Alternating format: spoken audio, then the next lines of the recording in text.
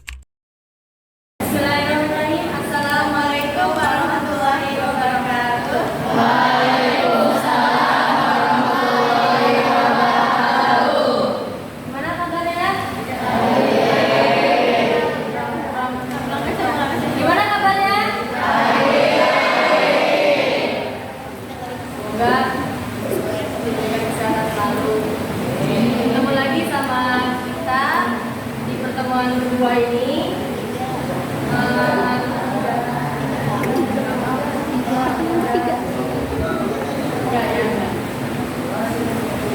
hari ini kita akan melanjutkan materi selanjutnya, dan yang perlu diketahui pasti setiap pematerian itu beda-beda, dan yang bergiliran, makanya mungkin kalau kalian perhatiin beda-beda terus yang materinya. Juga saya bakal kebagian, kayak ini udah kebagian yang pertama. Tahu kan? Yang masih ingat ya siapa?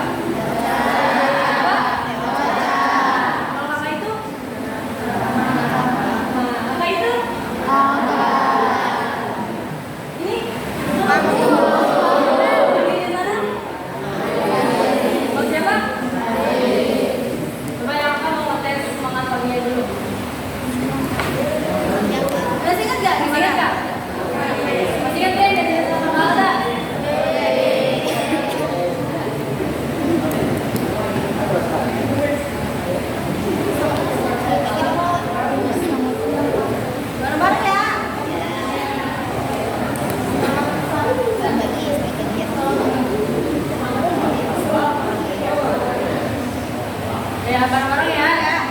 Duduknya tegak dong, yang tegak. Kalian kalau duduk begitu dan ada kalau kalian semangat. Semangat pagi.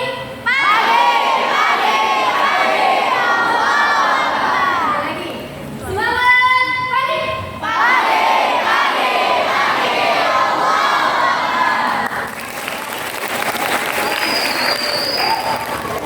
Untuk hari ini pematerinya akan dibawakan oleh materi kemarin enggak? Materi yang hadis yang baca. Kursi dan Nabawi. Yang hadis yang pertama. Makna hadis. Pelajaran hadis. Yang baca tahu nggak? Hadis. Tentang apa? Hadis dan sunnah. Yang kemarin ini nggak sebut. Kursi dan Nabawi.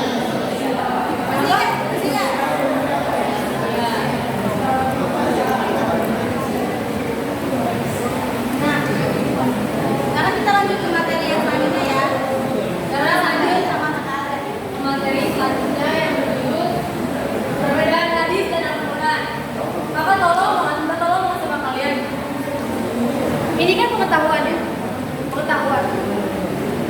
Mungkin yang hafalannya bagus mah nggak perlu nyatet ya, kayaknya hafal ini mah mungkin bisa. Tapi buat antisipasi supaya kalian tuh nggak gampang menyepelekan itu. Alangkah baiknya dicatat. Jadi apabila kami menanyakan kepada kalian, kalian tahu jawabannya. Sampai sini paham? Mau nggak nulis? Mau kan?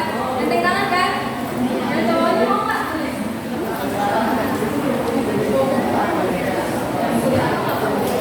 Ya enggak, sama perempuan masa jangan salah. Nanti kamu di depan. Nanti kalau ditanya kalau sama itu, kalau ditanya Ini bagian materi.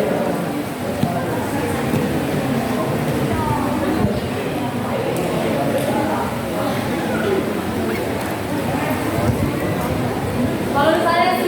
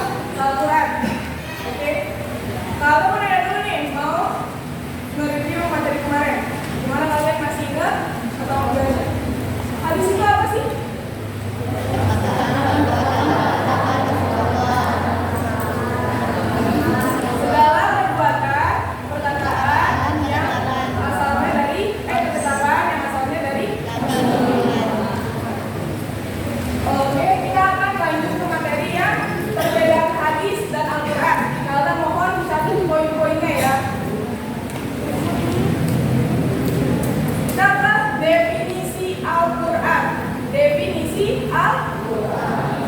Nah, di sini ada dua. Ada yang menurut bahasa, ada yang menurut istilah. Kita menjelasin yang menurut bahasa dulu. Menurut bahasa, sebagian ulama mengatakan kata Al-Quran tidak mempunyai akar kata. Ia merupakan kata bagi kalam Allah. Jadi langsung dari Allah, ya. Atau alam bitajal.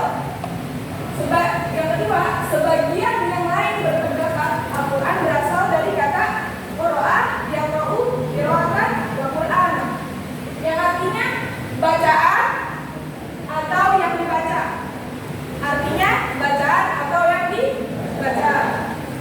Jadi menurut ulama mengatakan kata Quran tidak mempunyai akar kata, yaitu langsung berasal dari Allah, ya. Yang diriwayatkan lewat kita yang disampaikan oleh Malaikat Jibril diriwayatkan kepada Nabi Muhammad, ya. Terus yang menurut sebagian lain berpendapat Al-Quran itu berasal dari Qur'an atau artinya bacaan atau yang dibaca. Betul. Yang kedua, menurut istilah dengan bacaan al-kalamu mujizu manazzalu ala Nabi sallallahu alaihi wasallam al-maktubu fil masahifil manqulu anhu bitawatturil muta'abbadu bitilawatihi.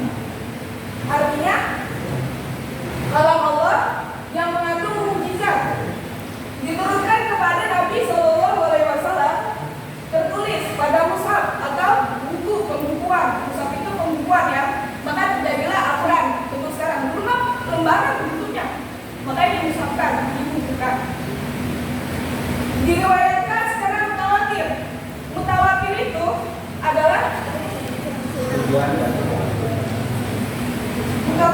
adalah hadis yang diriwayatkan Quran dengan ibadah. Kita baca itu udah ibadah, walaupun sehuruf pun itu udah ibadah. Dan dengan pembacanya. Paham sampai sini? Paham, ya? Udah catat poin-poinnya? Next, Bang. Perbedaan Al-Quran dan hadis. Sekarang perbedaan Al-Quran dan hadis. Al-Quran adalah mukjizat Nabi sallallahu alaihi wasallam.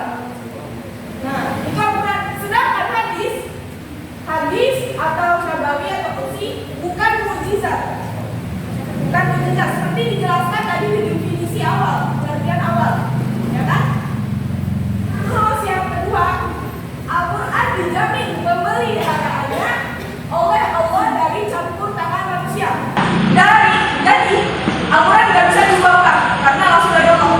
Jadi banyak yang menulis Al-Quran dan huruf-hurufnya, artinya pun tetap sama, gak ada yang bisa berubah. Kalau yang berubah mungkin ngaku kali.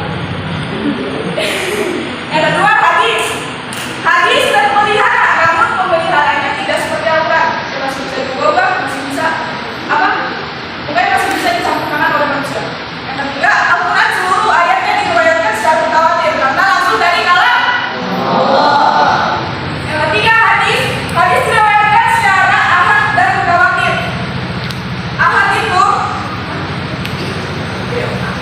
itu adalah menurut bahasa mengandung satuan hadis yang perawinya 1 sampai 9. 1 sampai 9, ingat 1 sampai 9. Namun mutawatir itu hadis yang diriwayatkan banyak orang atau perawinya banyak, tapi minimal 10 orang, harus 10 orang, kayak 10, 20, dan itu harus genap belakangnya. Dan itu pendapat yang terpilih oleh para perawi, dan itu tidak perlu diteliti lagi. Hadis mutawatir dan jatuhnya sahih, ya. Terus salah satu surah dalam Al-Quran ini yang aturannya Al-Fatihah wajib dibaca dalam sholat. Wajib nggak? Ya, kalian nggak baca Al-Fatihah dalam sholat, baca nggak? Kalau nggak baca basah ya jadinya. Terus hadis yang keempat, tidak ada hadis yang dibaca dalam sholat. Ada nggak yang dibaca kayak ini malu dunia? Nggak ada kan? Ada kan? Nah, itu dalam Al-Quran yang kelima, lafal dan makna Al-Quran dari Allah. Yang kedua, hadis qudsi.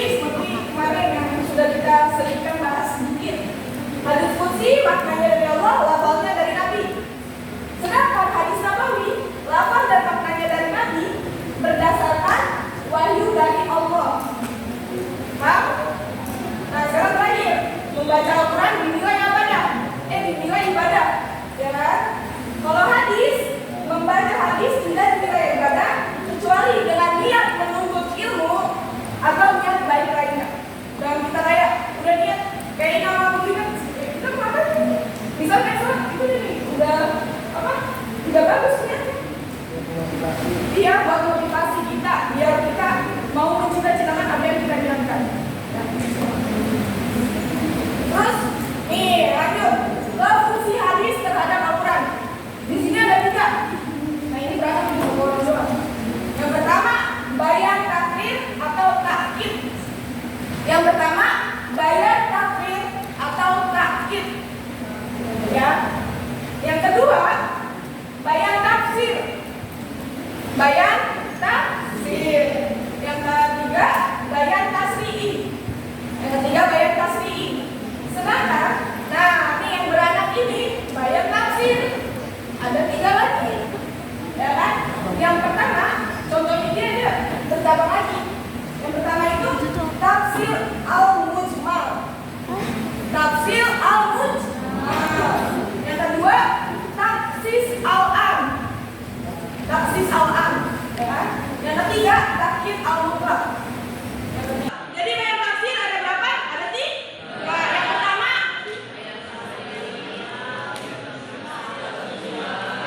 tafsir al-mujmal, yang kedua taksis al-am, yang ketiga takkid al-mutlaq.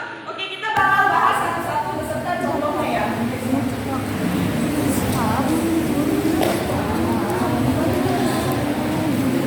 Pertama, bayan takrir atau takkid. Yang pertama, bayan takrir atau takkid. Atau yang diartikan hadis yang memperkuat Al-Quran. Ya.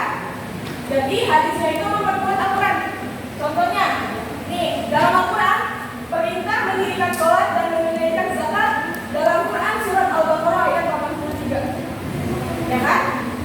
Nah, yang kedua itu perintah puasa dalam Quran surat Al-Baqarah ayat 183. Yang ketiga, perintah haji dalam Quran surat Al-Imran ayat 97. Nah, itu dalam Al-Quran dan dikuatkan lagi oleh hadis. Jadi hadis itu memperkuat apa yang dinyatakan oleh Al-Quran. Ya. Nah, dari Ibnu Umar berkata, Rasulullah SAW bersabda, Islam didirikan atas 5 perkara. Kesaksian bahwa tiada Tuhan melainkan Allah dan Muhammad utusan Allah, mendirikan sholat, menunaikan zakat, haji dan puasa Ramadan. Hadis riwayat Bukhari. Itu dibuatkan oleh hadis. Jadi apa yang ditulis oleh Al-Quran dibuatkan lagi oleh hadis. Paham? Jadi bayan takrir atau takkid itu adalah hadis memperkuat. Hadis memperkuat. Nah, semangat banget nih. Ya, next nih kita nih, next. Harus lebih fokus ya. Yang kedua, bayan tafsir. Kita masuk yang ke beranak. Ya. Bayan tafsir sendiri artinya hadis menafsirkan Al-Quran. Namanya juga tafsir. Tafsir ditafsirkan. Ya. Yang pertama ada tafsir al-mujmal. Apa yang diartikan hadis memperinci ayat Al-Quran secara global atau umum. Global kan pasti universal kan? Umum gitu. Nah, dalam Al-Quran contohnya perintah sholat dan zakat disebutkan secara global atau umum. Ya kan? Nah, dalam hadis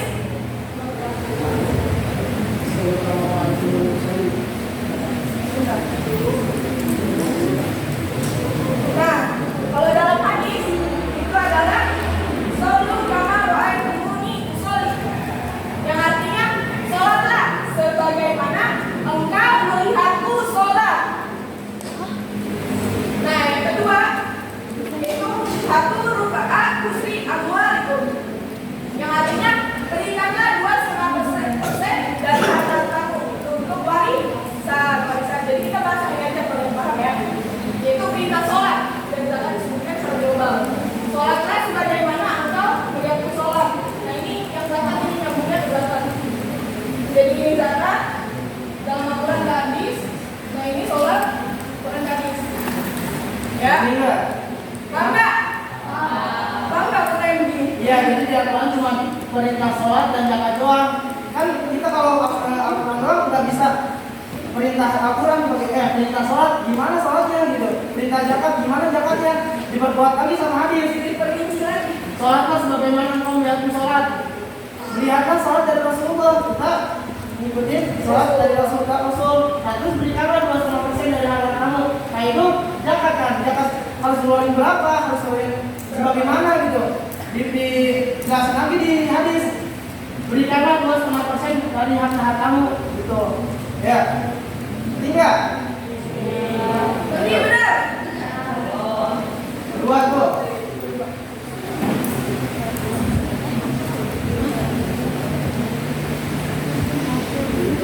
Nah, yang kedua masih dibayar taksis. Ada taksis al-am. Taksis berarti khusus. Beda kan? Beda i sama u doang kan? Ya kan? Hadis yang mengkhususkan ayat-ayat Al-Quran secara umum atau al-umum. Al-am, ya kan? Al-umum. Yaitu dalam Al-Quran, ya kan? Dalam Quran surat An-Nisa ayat 11 dijelaskan bahwasanya anak kandung mendapatkan warisan. Dulu, anak kandungnya bentukannya gimana? Nah, yang boleh mendapatkan warisan yang berhak.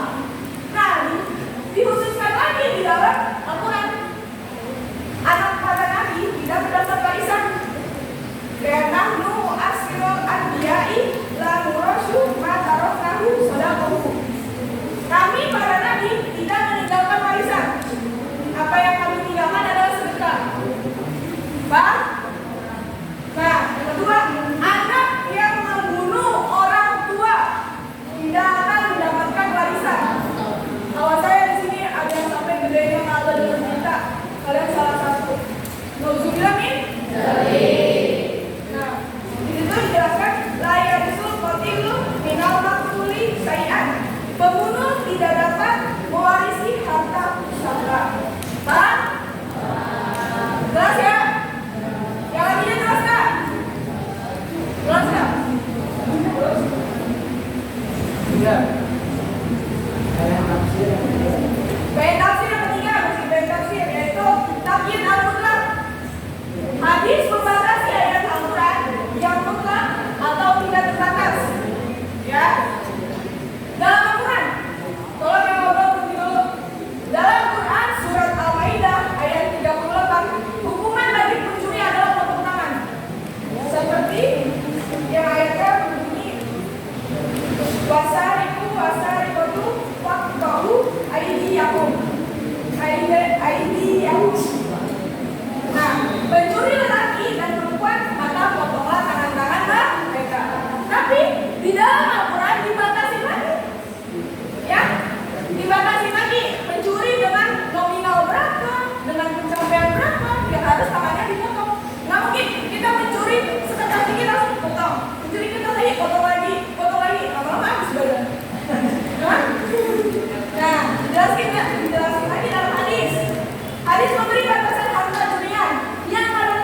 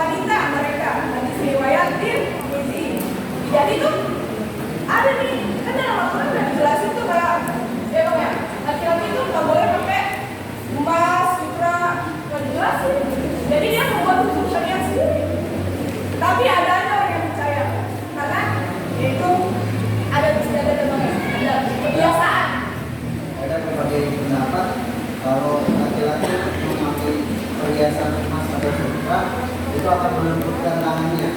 Makanya para wanita, para kaum hawa itu sangat lembut tangannya. Beda dengan laki-laki ini, Pak, kasar. Itu pendapat, saya berpendapat bahwa kalau misalnya kaum laki-laki memakai perhiasan itu tangannya bisa lembut, ya kan? Tapi, ya kan? Makanya, jadi kan kita wanita nggak usah lihat wanita, kasihan, nih, kalau nggak ada nggak bisa beli, ya kan? Apa? Mereka mana bisa lembut, ya kan? Tapi kita ada sesinya kita ya. Contoh hari Rasulullah Sallallahu Alaihi Wasallam bersabda. Contoh lainnya nih, ya kan? Inna Allaha wa Rasulahu yakhayanikum an-tahumil umuri al-ahdiyati fa innahum rijsun. Sesungguhnya Allah dan Rasulnya melarang kalian memakan daging keledai peliharaan karena hewan itu najis kotor. Hadis riwayat Bukhari. Itu, tapi di dalam Al-Quran itu belum dijelasin. Tapi hadis itu diciptakan untuk syariat. Oh. Jadi kita nggak boleh makan apa peliharaan tadi kayak kambing, sapi, yang kita sendiri katanya. Kalau kurang tahu, kalau juga masih belajar ya. Katanya hewan itu najis atau kotor. Ya. Nah, sampai sini paham nggak? Bang, Ada yang ditanyain nggak tentang materi tadi yang nggak paham? Hah? Siapa tadi tuh? Dewas itu. Berarti kalau udah paham bisa dikasih di depan ya? Tidak paham. Ini udah udah selesai nih. Untuk pembahasan material udah selesai. Cuman yang belum paham bisa ditanyakan. Ada yang mau tanyain ya? Kalau yang nanya kalian tuh bertanya, jangan malu-malu. Apa yang kalian nggak tahu tanya.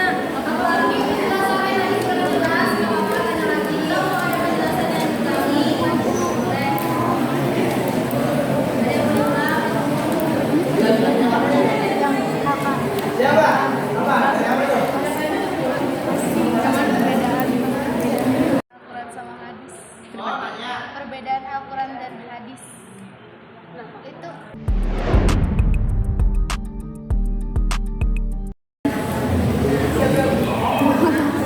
makasih Kak. Siapa namanya? Nur. Siapa namanya? Ini kelihatan nggak sih? Yang kemarin nanya. Ini kan Enggak kelihatan. Aku dari kelas 8B.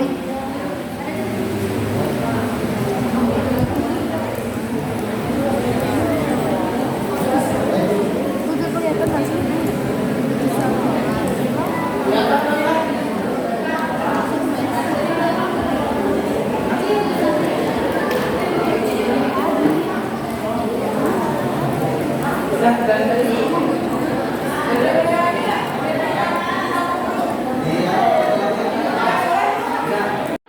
Tadi apa? Seperempat dinar itu berapa? Berapa rupiah? Oke. Siapa namanya? Bapak Rizky Pratama.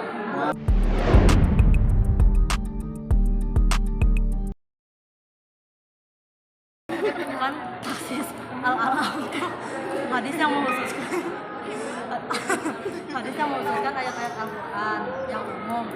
Kalau misalnya ini kan di sini ayat-ayat Al-Quran yang umum, emang ada di Al-Quran ayat-ayat Al-Quran yang nggak umum.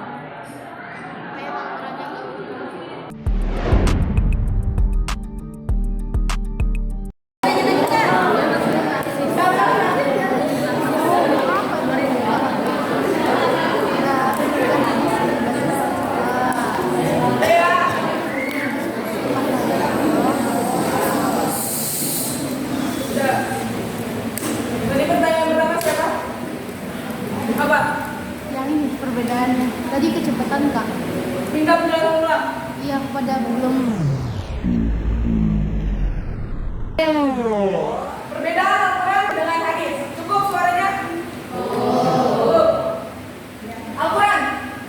Al-Quran itu sendiri adalah mukjizat Nabi Muhammad SAW. Sedangkan hadis Nabawi atau Qudsi bukan mukjizat, bukan mukjizat. Ingat, kalau hadis itu bukan mukjizat.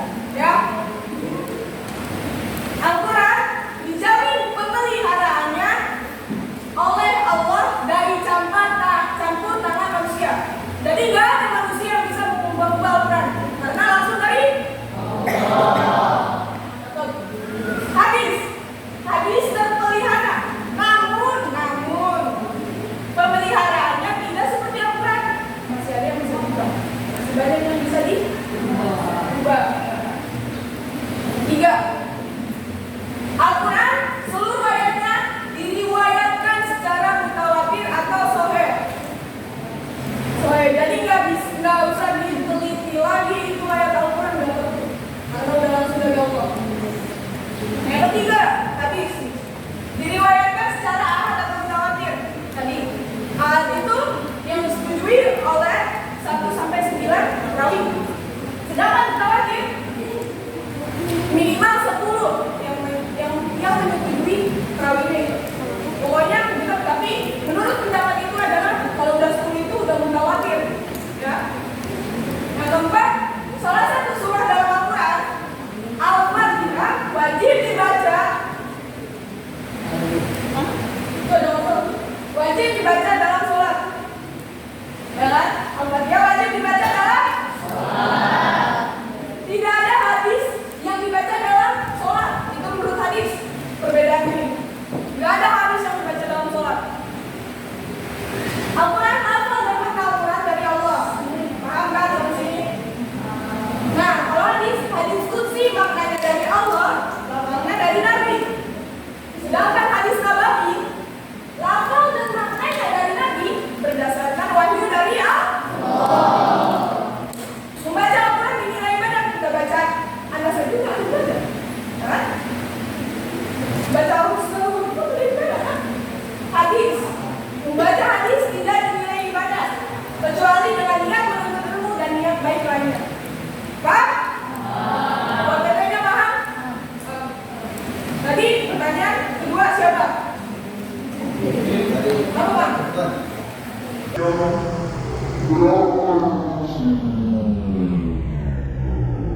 Tadi yang apa sih satu dinar ya? Kan satu saging per dinar. Itu tuh bukan uang ya, tapi emas. Ya. Kalau lagi kecil, kalau emas tuh lebih besar gitu. Satu perbannya tuh, ya tuh. 1 dinarnya itu Hampir 1.200.000 lah, 1.200.000 gitu. Ya kalau didangin, tapi itu tadi dinarnya dinar emas bukan dinar uang gitu. Terus pertanyaan terakhir ya. Tadi katanya apa kan?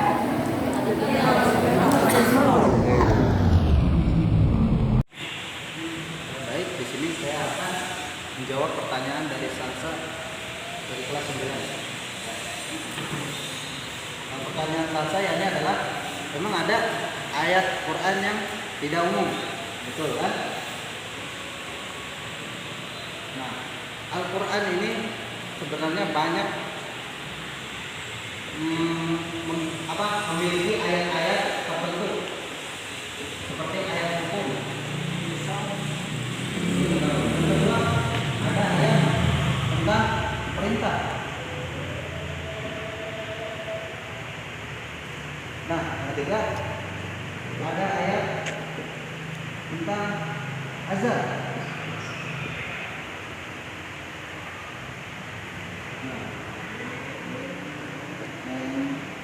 Keempat, ada ayat tentang berita. Ayat-ayat tersebut juga digolongkan kepada dua, umum dan tidak umum. Umum dan tidak umum. Apa yang hanya memiliki satu? Nah, ini ayat azab. Ayat azab ini cuma memiliki satu, yaitu umum. Ayat perintah pun ada yang umum, ada yang tidak umum. Seperti contohnya ayat perintah, wa aqimus shalah wa atuz zakat wa tasum Ramadan. Dan banyak ayat perintah selain dari untuk mendirikan sholat. Nah, yang keempat, ayat berita. Banyak ayat berita seperti dicontohkan pada surat An-Naba. Nah, itu ayat berita. Terus ayat-ayat yang mengandung unsur kiamat, itu pun berita. Nah, ayat azab ini umum dikarenakan ayat azab ini memiliki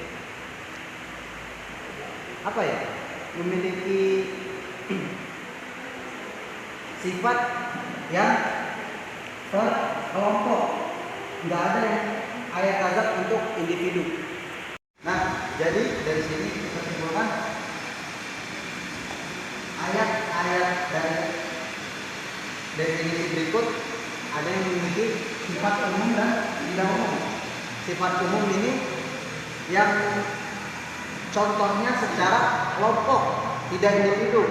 Nah, kecuali yang tidak umum ini untuk per individu atau mengingatkan kita bagi diri kita sendiri.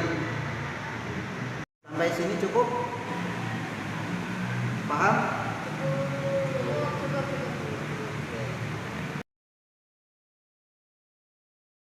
Assalamualaikum warahmatullahi wabarakatuh. Waalaikumsalam warahmatullahi wabarakatuh. Yang pinggir, yang kanan, kelihatan nggak saya? Yang di luar, kelihatan? Sudah benar ya? Salah dan 4 hari ya? 3 hari. Nama saya siapa? Siapa? Kak? Tadi. Untuk materi yang kakak sampaikan hari ini adalah pendudukan hadis dalam Islam. Kakak minta, kakak minta dibuka bukunya karena di sini tidak ada contoh dan definisi. Buka bukunya, buka bukunya.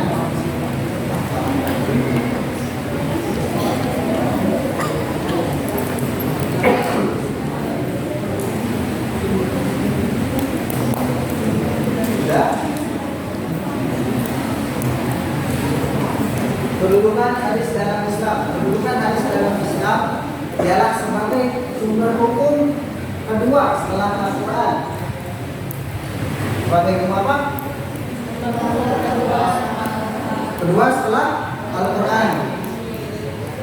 Bagi hukum bagi siapa? Bagi umat Islam. Hormat ya.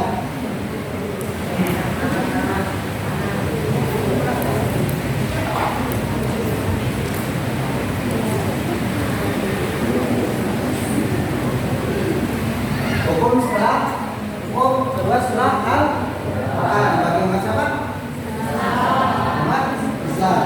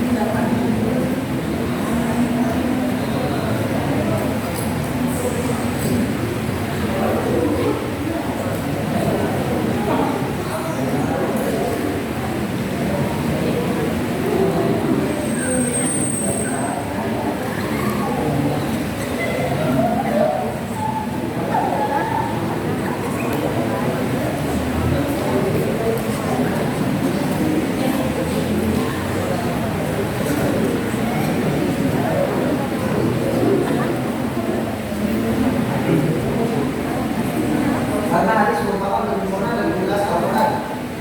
Nah, Al-Quran memberikan panduan umum, sedangkan hadis menguraikan dan memberikan contoh yang tertulis dan tidak tertulis. Nah, di sini ada dalil-dalil tugas dan peran Nabi SAW. Yang pertama, tugas Nabi SAW diutus ke muka bumi untuk apa? Untuk menyempurnakan akhlak. Nah, seperti contoh pada surat Al-Ahzab ayat 21.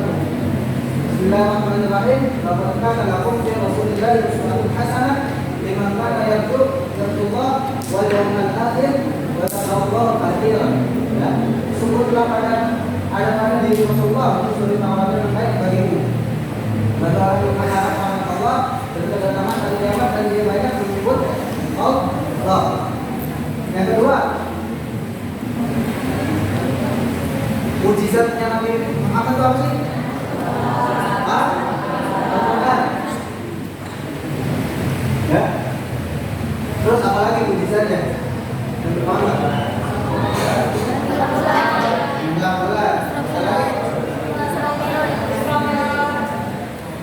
Apa?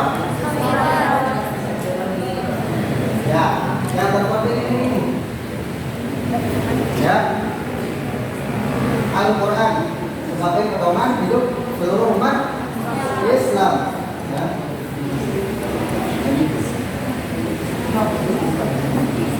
Kelihatan enggak?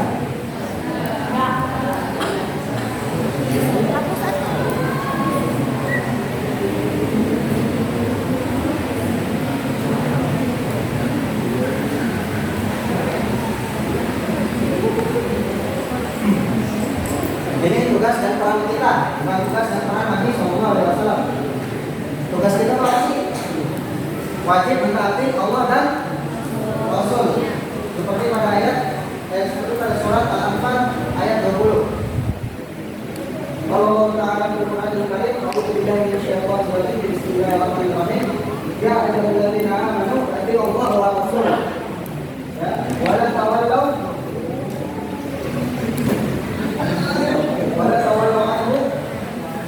wa antum tasma'un, yang artinya wahai orang-orang beriman, taatlah kepada Allah dan Rasulnya dan janganlah kamu berpaling daripadanya dan kamu mendengar perintah-perintahnya. Ya, kita sebagai umat Rasul kita hanya bisa samina wa ta'ala. Ya, itu peran kita.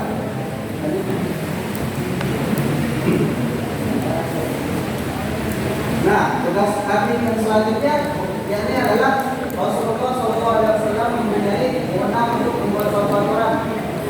Tertera pada surat Al-A'raf ayat 157 yang berbunyi Bismillahirrahmanirrahim. Wa yuhillu al-ibadi wa yuharrimu alaihimul khaba'ith, yang artinya dan menghalalkan bagi mereka segala yang baik dan mengharamkan bagi mereka segala yang buruk. Dan ada lagi di surat Al-Hasyr ayat 7. Bismillahirrahmanirrahim. Wa ma hadakum rasulu wa quduhu wa ma nahakum anhu fa'budu. Yang artinya apa yang diberikan Rasul kepadamu maka terimalah, dan apa yang dilarangnya bagimu maka tinggalkanlah. Paham itu? Kita harus membedakan yang hak dan yang batil. Ya.